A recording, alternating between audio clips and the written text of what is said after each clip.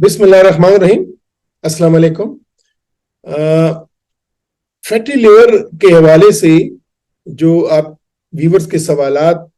आए हैं उनके जवाबात मैं दे रहा हूं और आज उन सवालात के जवाबात के सिलसिले की आखिरी वीडियो है। ये सवालात मेरे उस वीडियो पे आए थे जो आज से चंद महीने पहले मैंने फैटी लिवर के बारे में पोस्ट की थी और फिर बहुत सारे दोस्तों ने मुझसे सवाल किए, इसकी मुख्तलिफ पहलुओं के बारे में सवाल किए। पहले तो मैंने फर्दन इन सवालात के जवाब दिए,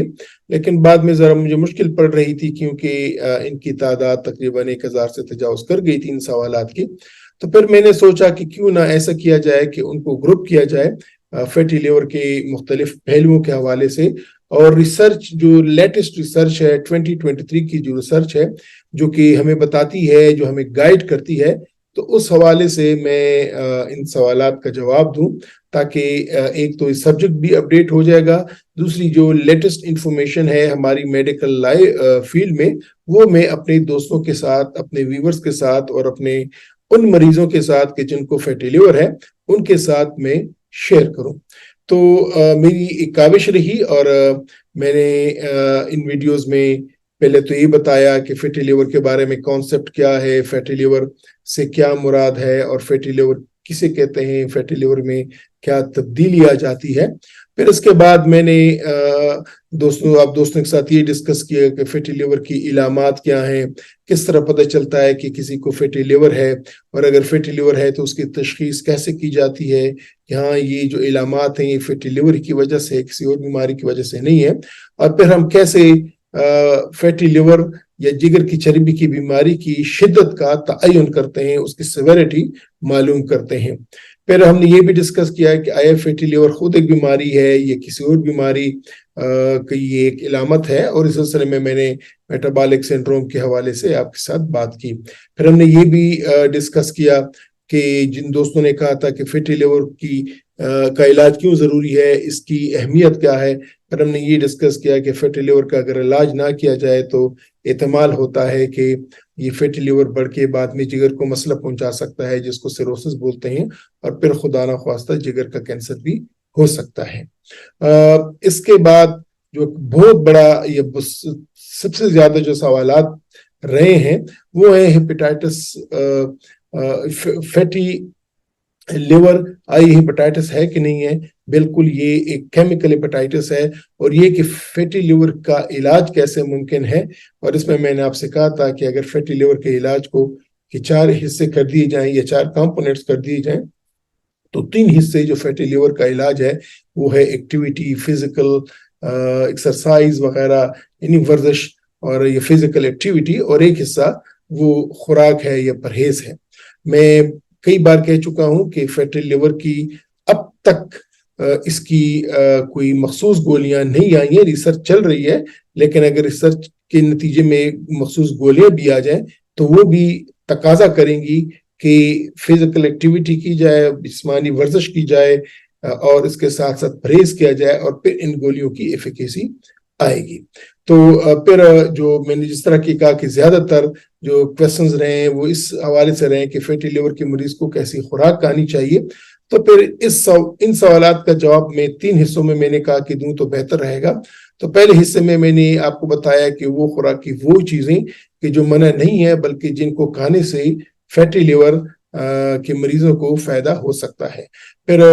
इससे पहले गुज़श्ता वीडियो में हमने ये डिस्कस किया कि वो खुराक की कौन सी चीजें हैं कि जो फैटी लिवर का मरीज खाए लेकिन कम मिकदार में खाए। आज की वीडियो इस लिहाज से बहुत अहम है कि हम हमारी जो रोजमर्रा की खुराक है उनकी उन चीजों का जिक्र करेंगे कि वो कौन सी खुराक की चीजें हैं कि जिनसे हमें इज्तनाब करना चाहिए, जिनसे हमें परहेज करना चाहिए, कि अगर वो हम खाएंगे तो फिर इससे हमारे फैटी लिवर पे बुरे असरात आएंगे और हमारा फैटी लिवर की बीमारी, जो हमारी बीमारी है फैटी लिवर की, वो बढ़ सकती है। तो आज की वीडियो में हम उन चीजों का जिक्र करेंगे जो हम रोजमर्रा हमारी खुराक का हिस्सा हैं, हमारी रूटीन का हिस्सा हैं, लेकिन हमें मालूम नहीं होता और ये फिर हमारे फैटी लिवर को नुकसान पहुंचा सकती हैं। जी तो व्यूअर्स, फैटी लिवर के मरीज को कैसी खुराक खानी चाहिए। मैंने आपसे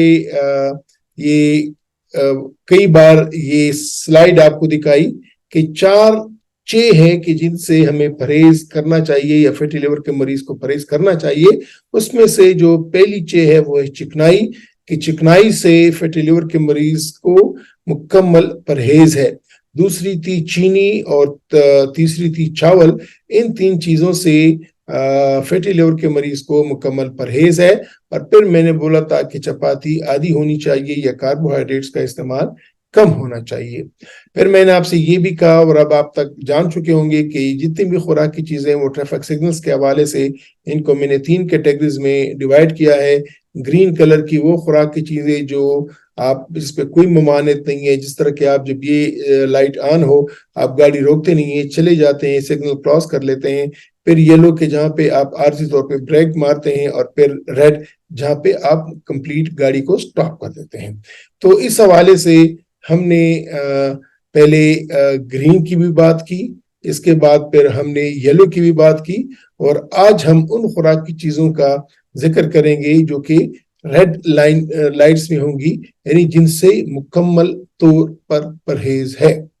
बहुत सारी चीजें हैं, लेकिन अगर जो मैं आपको बेसिकली जो आपको मैंने एक कॉन्सेप्ट समझाया हुआ है कि वो जो चे है, और चे से मैंने 4 चीजें आपको बताई हैं, तो इसी हवाले से मैं इन खुराक की चीजों को कैटेगराइज करूंगा, ग्रुप में तकसीम करूंगा, तो आपको आसानी भी होगी कि आप इनको याद कर सके और आपको समझने के लिए भी काफी आसानी होगी। तो सबसे पहले ये जो मैं लिस्ट आपको दिखाता रहता हूं, तो इसमें से चिकनाई वाली चीजों से परहेज। अब चिकनाई की कौन सी चीजें हैं कि जिनसे हमें परहेज करना चाहिए। मैं रोजमर्रा जो हमारी चीजें होती हैं जिनको हम रोजमर्रा के तौर पे खाते हैं, उनकी कुछ मिसालें आपको दूंगा, और इनसे आपको समझ आ जाएगी कि इसी तरह की मिलती जुलती चीजें अगर आपके खुराक में हो या आपको पेश की जाए तो उनसे आपको परहेज करनी चाहिए। वो कौन सी चीजें हैं जो बहुत ही आम कॉमन चीजें हैं, वो तो मैं आपके साथ शेयर कर लूंगा, बाकी आपको एक कॉन्सेप्ट आ जाएगा और उसी कॉन्सेप्ट पे फिर आप आगे बढ़ेंगे। तो बीफ मीट या बड़ा गोश्त या रेड मीट, इसमें आपको पता है ये सारी देखें चर्बी है,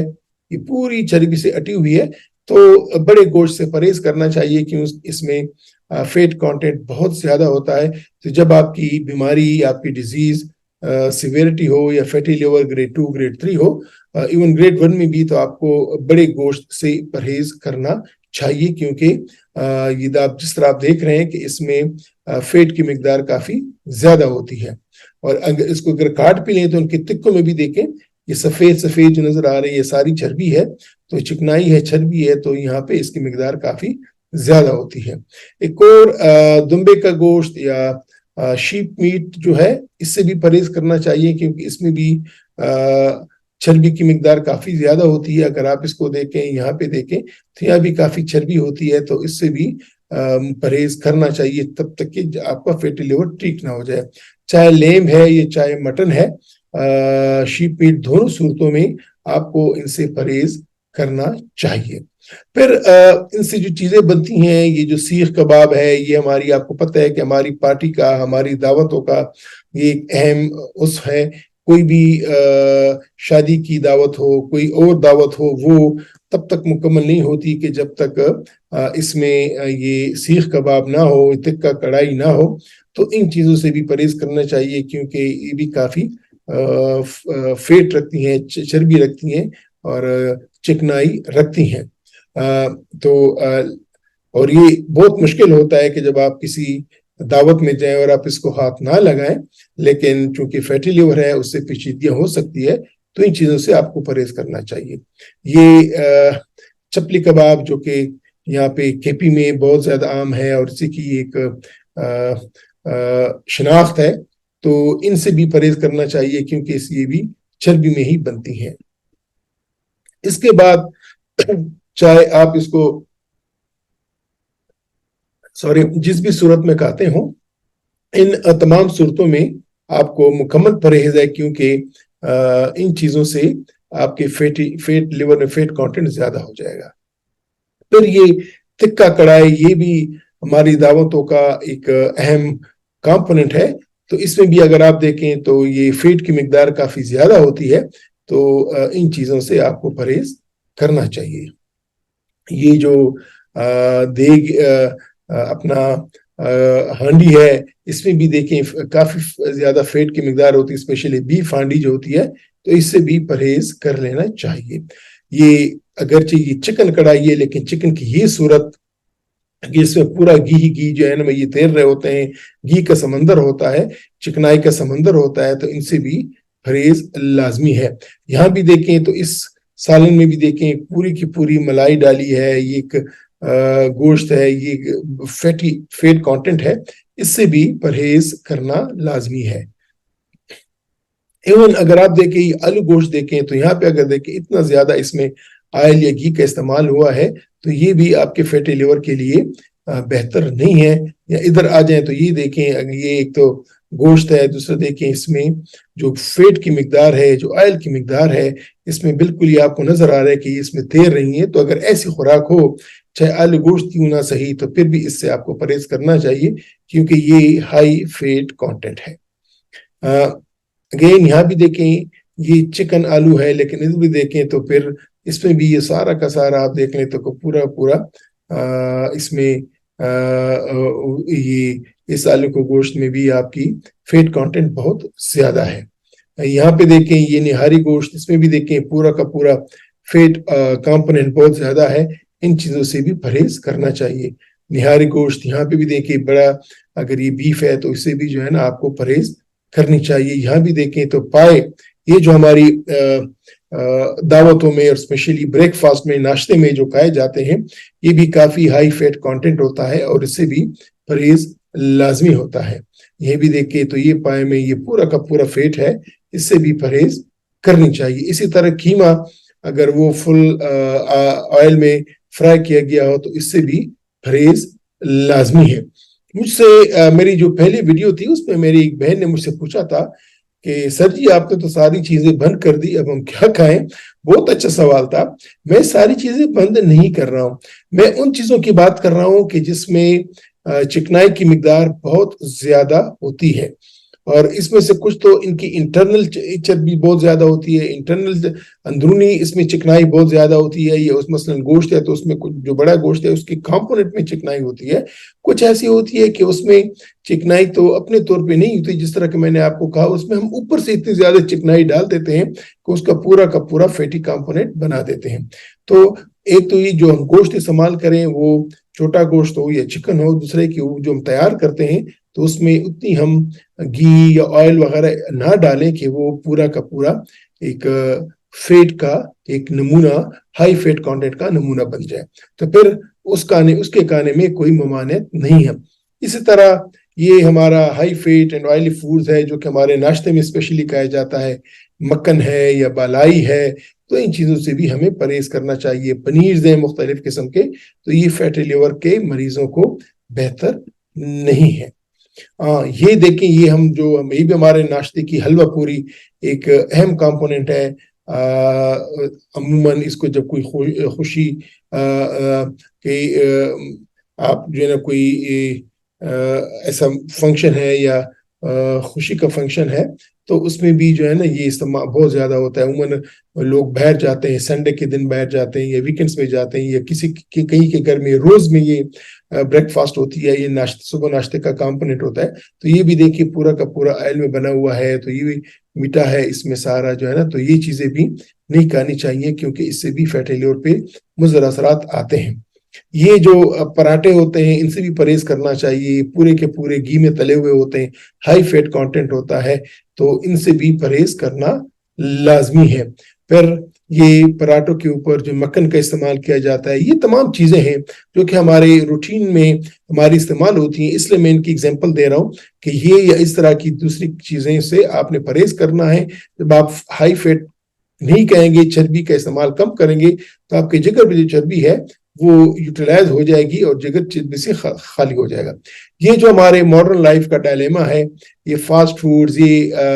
شوارماز, اس میں اگر دیکھیں تو پورا کا پورا فیٹ کانٹینٹ ہوتا ہے, مائونیز ہوتے ہیں, باقی چیزیں ہوتی ہیں, تو ان کا بھی استعمال نہیں کرنا چاہیے. یہ فاسٹ فوڈز اس میں دیکھیں تو سب کے سب جو ہے نا یہ ہائی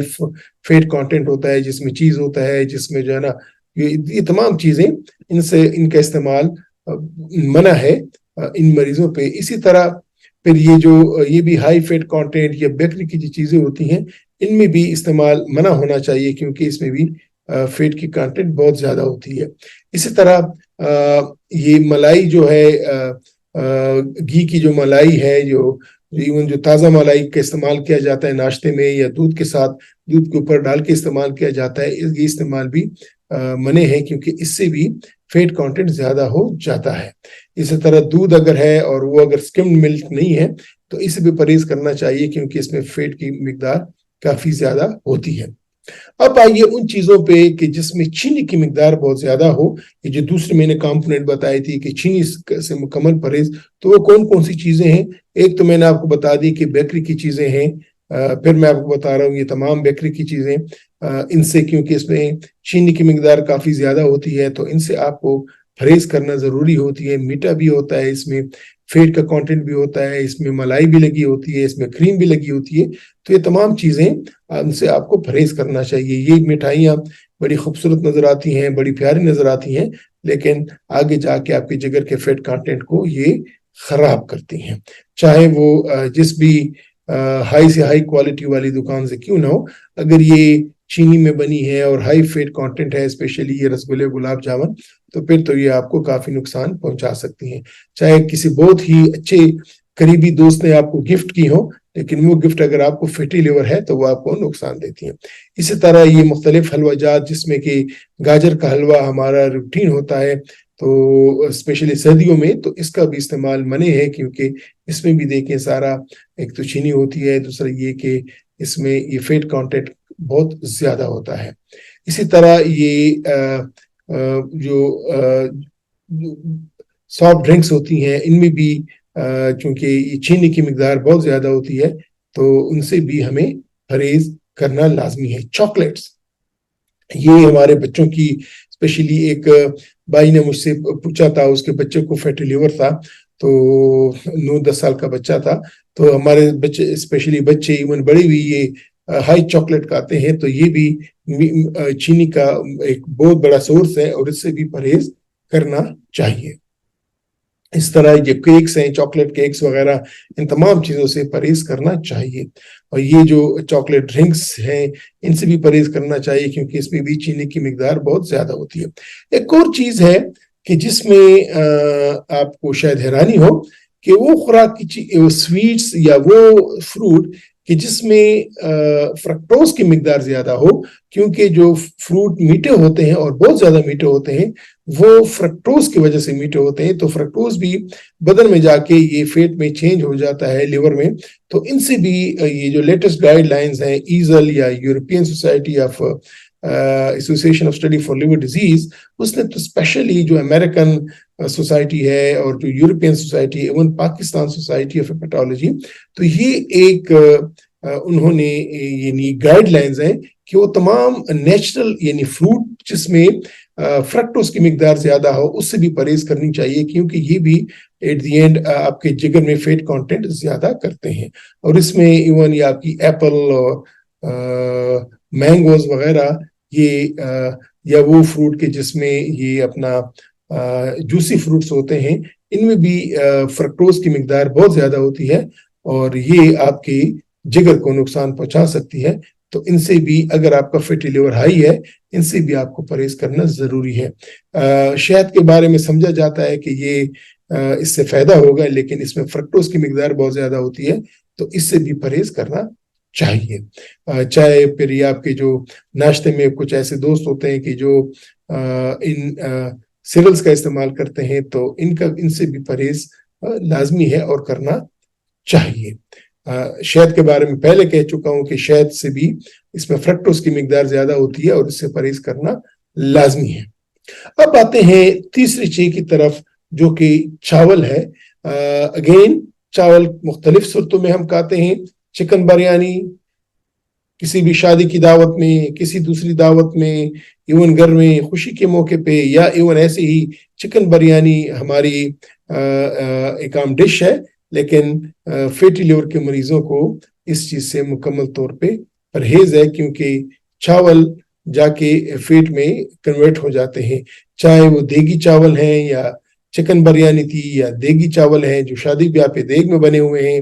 یا پھر وہ کابلی پلاؤ اسپیشلی کے پی میں بڑا عام ہے، بلکہ اسی کی ایک اسپیشلٹی سمجھی جاتی ہے جو کہ باقی ملک میں بھی جو ہے نا اس کو بڑے شوق سے کھایا جاتا ہے۔ تو فیٹی لیور کے مریض کو بدقسمتی سے یہ صورت میں بھی منع ہے۔ کابلی پلاؤ بڑا اٹریکٹیو ہوتا ہے، اس میں بڑا میوہ وغیرہ سب کچھ ڈالا جاتا ہے، گوشت عموماً بڑا گوشت ڈالا جاتا ہے، تو یہ بھی فیٹی لیور کے مریض کو منع ہے۔ ایون ویجیٹیبل رائس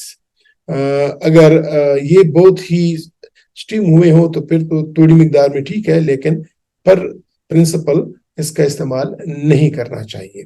چاہے یہ موٹا چاول ہے جس کو یہاں پہ ہماری کے پی میں 4 چاول بولا جاتا ہے، لیکن جس میں بھی یہ بڑا گوشت ڈالا جاتا ہے، گھی ڈالا جاتا ہے، تو یہ بھی it's not healthy for fatty liver, اور فیٹی لیور کے مریض کو اس سے بھی پرہیز کر لینا چاہیے۔ موٹے چاول کی مختلف صورتیں ہوتی ہیں، تمام صورتوں میں موٹا چاول منع ہے۔ اب آتے ہیں دوسری چے کی طرف جو کہ چپاتی، اور اس کا عادی کرنا چاہیے، اور یہ میں آپ کو یہ کہ آپ بالکل کھائیں لیکن اس کا عادی استعمال کریں۔ روغنی نان، باقی بھی چپاتی، یہ عادی ہونی چاہیے، اس کی مقدار کم ہونی چاہیے، کیونکہ فل مقدار میں آپ کھائیں گے تو پھر ہوگا کیا کہ اس سے بھی آپ کے فیٹی لیور پہ برے اثرات آئیں گے۔ اسی طرح بیکری کی یہ چیزیں کہ جس میں یہ کاربز، ہائی کاربز کانٹینٹس ہوتا ہے، ان سے بھی آپ کو پرہیز کرنا چاہیے۔ تو یہ تمام نان خطائی، بسکٹس وغیرہ جو کہ بڑے شوق سے کھائے جاتے ہیں، لیکن اگر فیٹی لیور ہے تو اس میں ان سے بھی پرہیز لازمی ہے۔ اب ایک اور چیز جو کہ اب تک میں نے نہیں، ایک اور کمپوننٹ گروپ جو میں نے آپ کو نہیں بتایا وہ، اور میں تقریباً جتنے بھی میرے ویڈیوز ہیں شوگر کے معاملے میں، ہیپیٹائٹس کے معاملے میں، بلڈ پریشر کے معاملے میں، دل کی بیماری کے بارے میں، اس طرح فیٹی لیور کے بارے میں، وہ سگریٹ نوشی۔ اور میں آپ کو کہہ چکا ہوں کہ فیٹی لیور عموماً میٹابولک سنڈروم کا ایک کمپوننٹ ہوتا ہے، اور میٹابولک سنڈروم سے مراد کیا ہے؟ وہ شخص جس کو موٹاپا ہو، وہ شخص جس کو بلڈ پریشر ہو، وہ شخص جس کو شوگر ہو، وہ شخص جس کے لپڈس پروفائل یا کولیسٹرول یا ٹرائیگلیسرائڈز کی بیماری ہو، ان میں سے کوئی بھی ایک ہو اور فیٹی لیور ہو، یہ میٹابولک سنڈروم ہوتا ہے۔ تو سگریٹ نوشی ڈائریکٹ فیٹی لیور پہ بھی، اور فیٹی لیور کے جو باقی کمپوننٹس ہیں میٹابولک سنڈروم کے، ان پہ بھی برے اثرات ڈالتے ہیں۔ تو سگریٹ نوشی سے بھی مکمل طور پر پرہیز ہے فیٹی لیور کے مریضوں کو، اور وہ چاہے یہ سگریٹ سموکنگ ہو، سگریٹ کی صورت میں تمباکو نوشی ہو، یا چاہے یہ حقے کی صورت میں ہو۔ سگریٹ نوشی یعنی سگریٹس پینا بہت عام ہے، حقہ بھی بہت عام ہے۔ پھر آج کے لیے جو شیشہ والا سسٹم آیا ہوا ہے، یہ بھی نہیں ہونا چاہیے، اس سے بھی مکمل پرہیز ہے۔ اور یہ نسوار جو ہے اسپیشلی کے پی کے سائڈز پہ، بلکہ یہ پورے پاکستان میں اس کا استعمال ہوتا ہے، پٹھانوں میں بھی ہوتا ہے، باقی جو پنجاب میں بھی ہے، ہر اس میں ہوتا ہے۔ یہ نہیں ہے کہ صرف یہ کے پی یا پٹھان تک محدود ہے، بلکہ یہ اس کا استعمال تو بیرون ملک بھی اس کو ایکسپورٹ کیا جاتا ہے۔ تو فیٹی لیور کے مریض کو نسوار بھی منع ہے،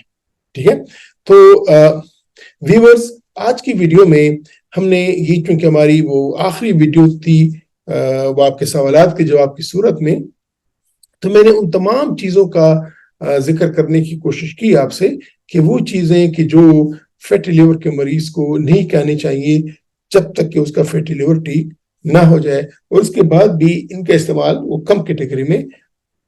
آ جائے گا۔ اور اس میں میں نے کہا تھا کہ چکنائی والی چیزیں، جتنی بھی ہائی چکنائی والی چیزیں، ان سے پرہیز، پھر اس کے بعد جس میں چینی کی مقدار زیادہ ہو اس سے پرہیز، اس کے بعد چاول سے پرہیز، اور پھر چپاتی جو ہے وہ ہاف کرنی چاہیے، یعنی کاربز ہاف کرنے چاہیے، کاربوہائیڈریٹس ہاف کرنے چاہیے، اور سگریٹ نوشی سے مکمل طور پر پرہیز ہونا چاہیے۔ تو ویورز، اس ویڈیو پہ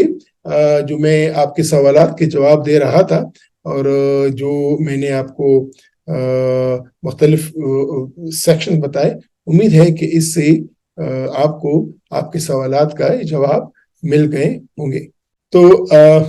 ناظرین، اس پوری سیریز میں نے کوشش کی کہ آپ کے ان سوالات کا ایک گروپ وائز جواب دے سکوں، تاکہ آپ کو ایک کانسیپٹ آئے، آپ کو ایک طریقے سے سمجھ آ جائے کہ فیٹی لیور کے مریضوں کو کس طرح اپروچ کرنا چاہیے، اور فیٹی لیور کی بیماری چونکہ جس طرح کہ میں نے کہا یہ پوری دنیا میں بشمول پاکستان جگر کی سب سے بڑی بیماری ہے، اور یہ ایک علامت ہے یا یہ ایک ٹپ آف دی آئس برگ ہے. اس کے نیچے بہت ساری بیماریاں ہوتی ہیں جو کہ اگر آج ظاہر نہیں ہے تو کل ظاہر ہو جائیں گی. اس لیے اگر آپ کے الٹرا ساؤنڈ میں آپ کو فیٹی لیور ڈائگنوز ہوا ہے، یا آپ کو درد ہو رہا تھا پیٹ میں، یا کوئی اور معدے کا مسئلہ تھا اور آپ نے الٹرا ساؤنڈ کیا اور اس میں جا کے پتہ چلا کہ آپ کو فیٹی لیور ہے، تو آپ لازماً اپنے ڈاکٹر سے جا کے مشورہ لیجئے گا کہ آئی جو آپ کا فیٹی لیور ہے یہ کس سٹیج پہ ہے، اس کے ساتھ ایسوسیٹڈ دوسری بیماریاں ہیں یا نہیں ہیں، اور آپ کو کس طرح اپنا لائف سٹائل چینج کرنا ہے کہ اس لائف سٹائل کے چینج کرنے سے آپ کے فیٹی لیور پہ اس کا اچھا اثر آ جائے. فیٹی لیور وہ بیماری ہے کہ جس کے علاج کے لیے نہ تو آپ کو قیمتی دوائیاں، گولیاں یا انجیکشنز کھانے ہوتے ہیں، نہ آپ کو اور کوئی قیمتی علاج کرنا ہوتا ہے، وہی آپ کو اپنے لائف سٹائل کو چینج کرنا ہوتا ہے، ایک ہیلدی لائف سٹائل کرنا ہوتا ہے، جو کہ لائف سٹائل ہمارے بڑوں کا رہا، جو کہ لائف سٹائل زیادہ تر ہمارے رورل ایریاز میں ہوتا ہے، جو کہ ایک ہیلدی لائف سٹائل ہوتا ہے. وہ جب آپ اڈاپٹ کریں گے، وہ جب آپ لیں گے، تو پھر آپ کی